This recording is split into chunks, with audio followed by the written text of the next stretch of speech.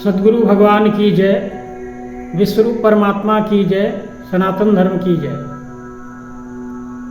आदरणीय आत्मरूप बंधुओं, आज मैं आपके समक्ष एक ऐसे महापुरुष के संबंध में बताना चाह रहा हूँ कि जिनका इस धराधाम पर आगमन संपूर्ण मानव जाति के लिए परम सौभाग्य का विषय है। वो महापुरुष स्वयं भगवान हैं, अवतार हैं, धर्म संस्थापक हैं, सतयुग प्रवर्तक हैं, पूर्णावतार है। उनका नाम है नव बुद्ध अवतार नारायण भगवान श्री मायानंद जी चैतन्य। सज्जनों, कुछ लोगों को इस पर आपत्ति हो सकती है, क्योंकि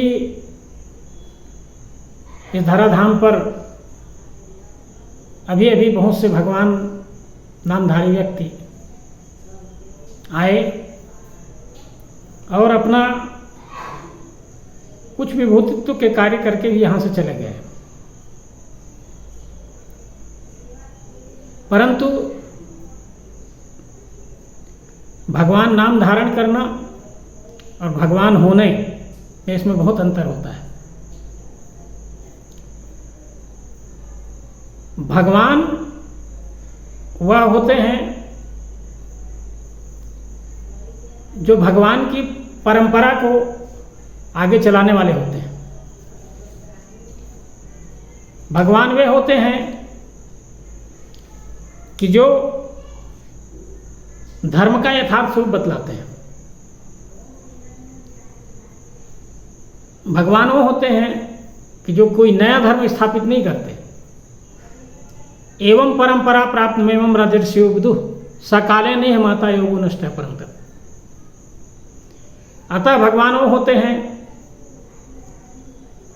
जो परमात्म दर्शन की विद्या देते हैं। दिव्यं ददामि ते चक्षुपस्मै योगमेश्वरम।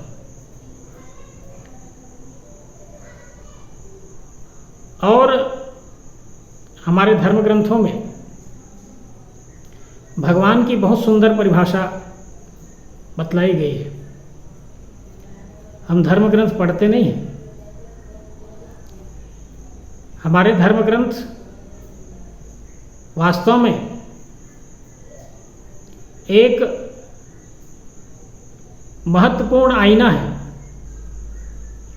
जिसके माध्यम से हम खुद का चरित्र और अन्यों के चरित्रों को भी स्पष्टतः देख सकते हैं।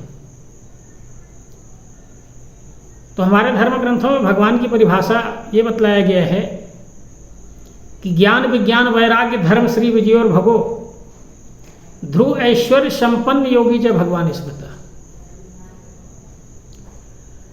भगवान उस महापुरुष का नाम है कि जो अपने समय के सबसे बड़े ज्ञानी होते हैं, और न केवल ज्ञानी होते हैं, अपने समय के सबसे बड़े विज्ञानी भी होते हैं। वो अध्यात्म विद्या अध्यात्म विज्ञान को प्रदान करने वाले होते हैं। वो वैराग्यवान होते हैं, पूर्ण वैराग्यवान होते हैं। भगवान श्री रामचंद्र जी के चरित्र से हम देखते हैं कि अवतारों के में वैराग्य किस प्रकार का होता है। जिनको राज्य प्राप्ति में कोई सुख नहीं और वनवास जाने में कोई दुख नहीं, ऐसे वैराग्यवान पुरुष का नाम भगवान है। आसक्ति रहित अवस्था में जीने वाले महापुरुष का नाम भगवान है।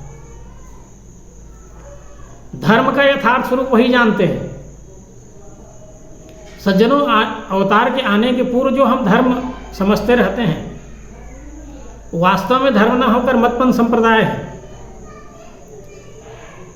इसीलिए तो अर्जुन ये बता रहे थे कि मैं धर्म को जानता हूँ। कुल धर्म है, जाति धर्म है, और भी अनेक धर्मों की चर्चा अर्जुन जब किए तो भगवान श्री कृष्ण ने कहा कि सर्वधर्मान्य परित्यज्य मामेकं शरणं व्रज अहं त्वा सर्वपापेभ्यो मोक्षयिष्यामि मा शुचः। वो सार्वभौम धर्म स्थापित करते हैं, मानव धर्म स्थापित करते हैं, सत धर्म स्थापित करते हैं, विश्व धर्म स्थापित करते हैं। जिसमें संपूर्ण मानव मात्र आ जाते हैं, तो धर्म का यथार्थ स्वरूप को जानते हैं। सत आचरण के तप से परिपूर्ण होते हैं और छठवां भाग उनमें होता है कि कभी भी शास्त्र और शस्त्र से पराजित नहीं होते। ऐसे 6 भगधारी, भग का अर्थ होता है ऐश्वर्य, शक्ति, शोभा, प्रभाव, ज्ञान, विज्ञान, वैराग्य, धर्म, श्री, विजय और भव, ध्रुव ऐश्वर्य संपन्न योगी से भगवान सुनता। तो ऐसे महापुरुष का नाम भगवान है। भगवान श्री मायानंद जी चैतन्य 1868 में इस धराधाम पर आए और उनका बचपना जिस प्रकार अन्य अवतारों के गुजरते हैं उसी प्रकार गुजरा। शिक्षा में वो सबसे आगे रहते थे। साथ ही साथ जब वो 16 वर्ष की अवस्था में आए तो जैसे कि गुरु परंपरा है, गुरु गृह गयो पढ़न रुखराई, अल्पकाल विद्या सब आई। भगवान कृष्ण ने भी शांडिल्य ने गुरु की यह विद्या प्राप्त करने के लिए गए थे। तो अवतारों को भी गुरु के यहाँ जाना पड़ता है। भगवान श्री मायानंद जी चैतन्य 16 वर्ष की अवस्था में वाराणसी बनारस में परम पूज्य स्वामी विशुद्धानंद जी से इस दिव्य दृष्टि योग की विद्या प्राप्त की।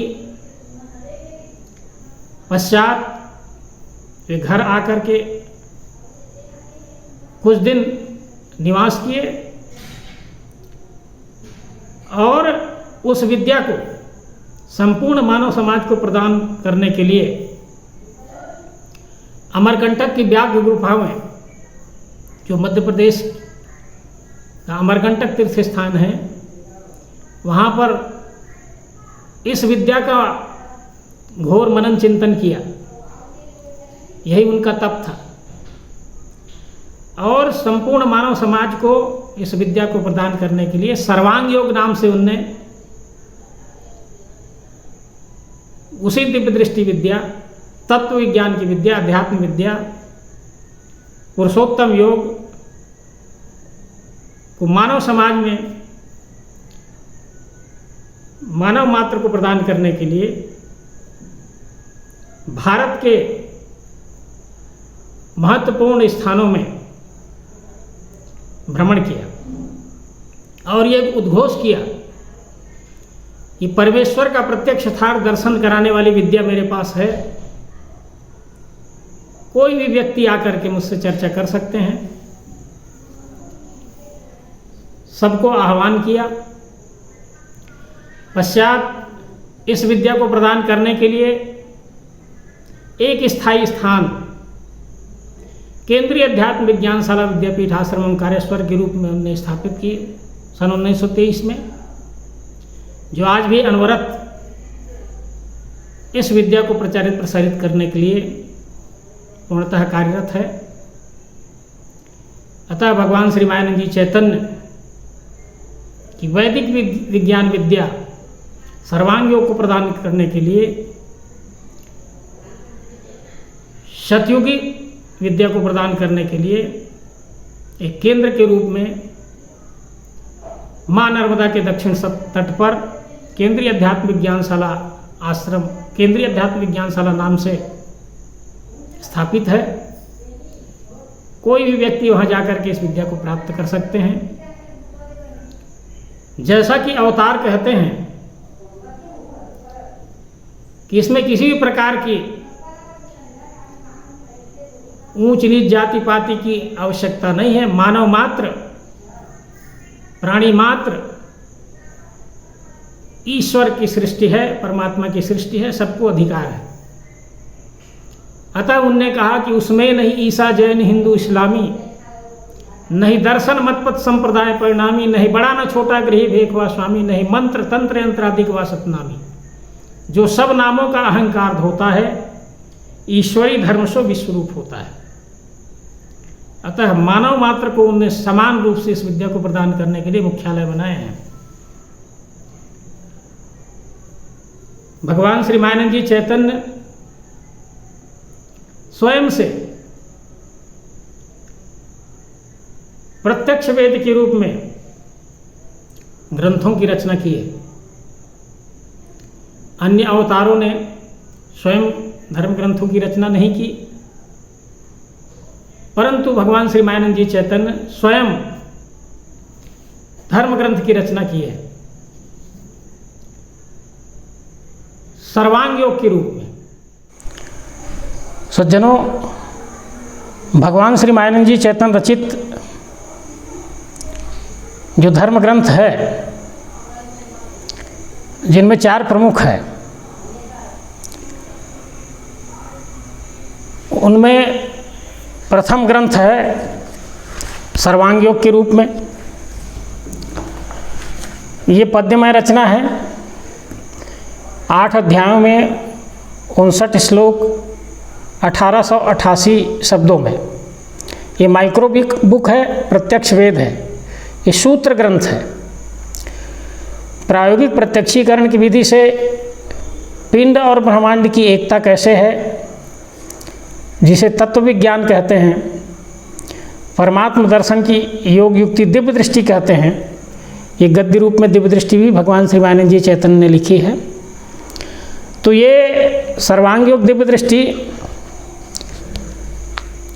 मास्टर की है संसार के सारे धर्म ग्रंथों का सारभूत सिद्धांत इस प्रायोगिक प्रत्यक्षीकरण की विद्या को समझने से यथार्थ रूप में समझ में आ जाता है।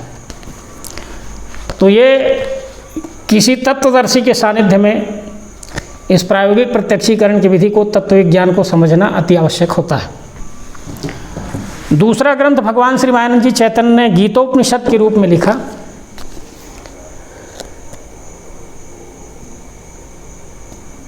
अवतार वो होते हैं जो अवतार की परंपरा को आगे बढ़ाते हैं।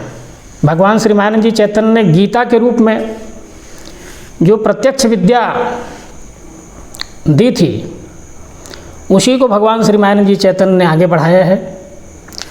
श्रीमद् भगवत गीतोपनिषद के रूप में उनने गीता के महत्वपूर्ण तथ्यों को, सत्यों को प्रकट किया है। इसी गीता को भगवान श्री मायानंद जी चैतन्य ने समश्लोकी, हिंदी समश्लोकी अनुष्टुप छंद के रूप में रचना कर हमारे लिए बहुत उपकार किया है। अतः इस गीता को भी देखना समझना अति आवश्यक है। इसी गीता पर भगवान श्री मायानंद जी चैतन्य ने बहुत काम किया है।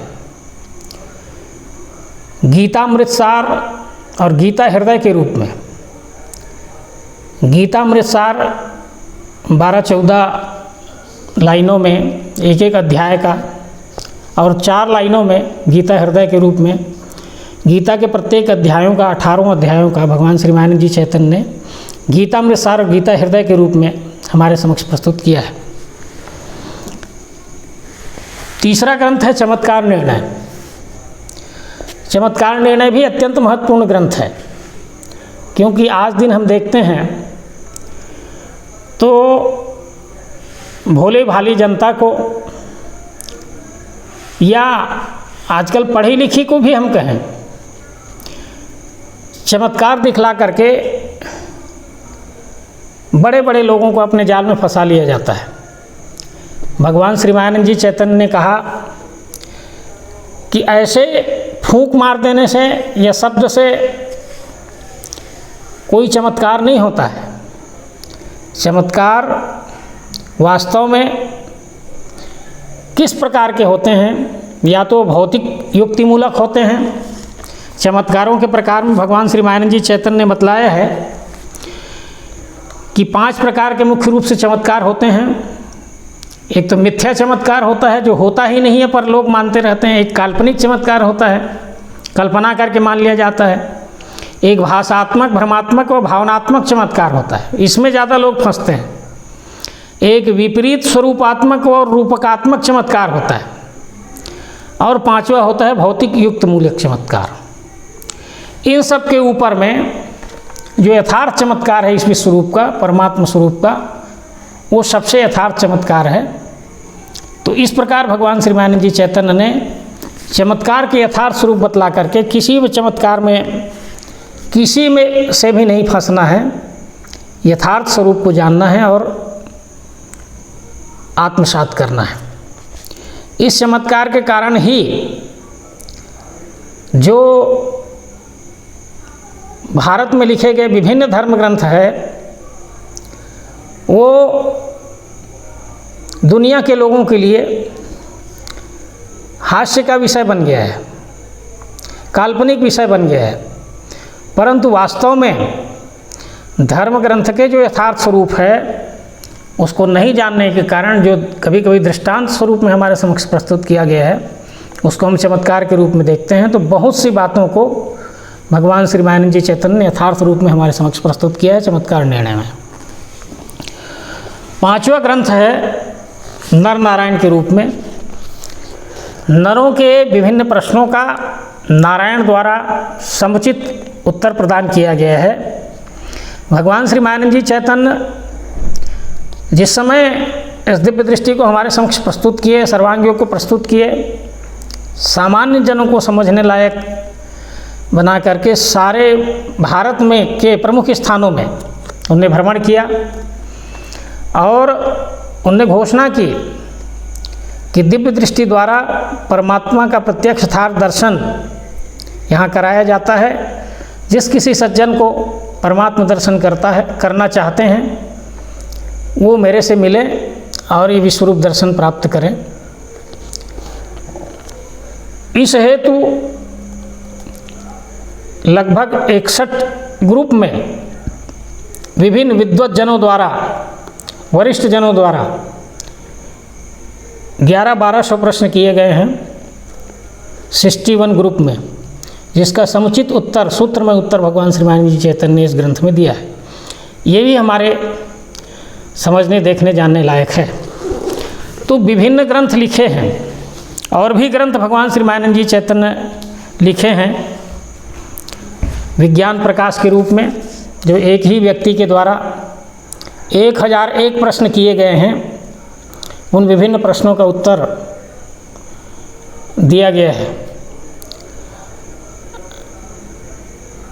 सम्माननीय शिव प्रसाद जी अग्रवाल जो बहुत ही विद्वत पुरुष थे, उनके द्वारा ये प्रश्न किया गया है, जिनका समुचित उत्तर भगवान श्री मायानंद जी चैतन्य ने दिया है।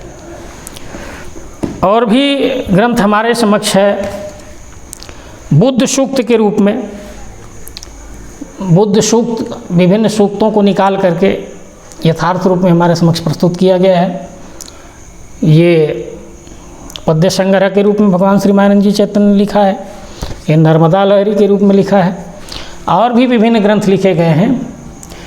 परंतु इन सभी ग्रंथों को समझने के लिए सर्वप्रथम अध्यात्म विज्ञानशाला ओंकारेश्वर के किसी तत्वदर्शी के सानिध्य में इस विद्या को समझना बहुत आवश्यक है। इन्हीं शब्दों के साथ सभी आदरणीय सज्जनों को सादर नर्मदे हर। सद्गुरु भगवान की जय, विश्वरूप परमात्मा की जय, सनातन धर्म की जय।